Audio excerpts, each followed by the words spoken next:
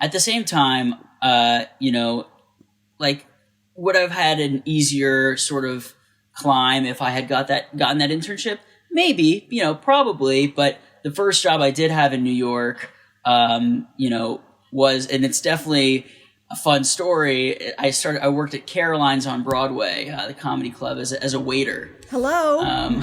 Much better stories. Much better stories. Right? Come on. How iconic. Caroline's is so iconic compared to a Comedy Central. Not that, look, because Caroline's was around 2 decades before Comedy Central. Totally. Right? So do you have any good stories from there? Oh, yeah. I'll never forget the first, it was like one of the first days I was working.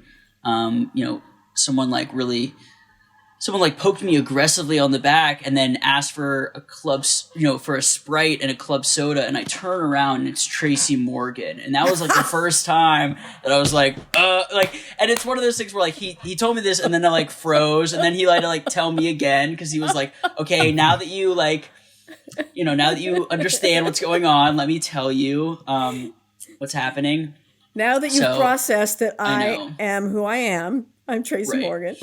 Right. And then if you're familiar with Kyle Mooney from SNL and his... Oh, yeah. I love Kyle Mooney. And his body of work. Yeah. So he does... he had all those fun little videos that he did before he was on SNL that my son turned me on to.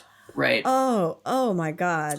Yeah. So he has one character... Hook me up fatty style. Wasn't that one of his lines?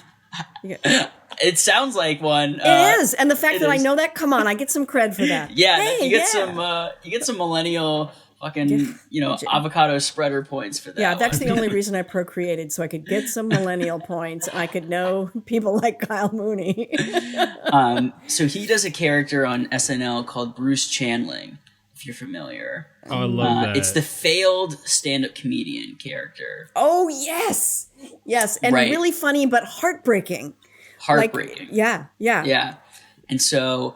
He came to Caroline's and he was trying to explain to the host of the show, who I guess just didn't know who he was. He was trying to explain to him the character, and he was like, just act as if Jerry Seinfeld is about to perform. Like, act as if this is a huge deal, right?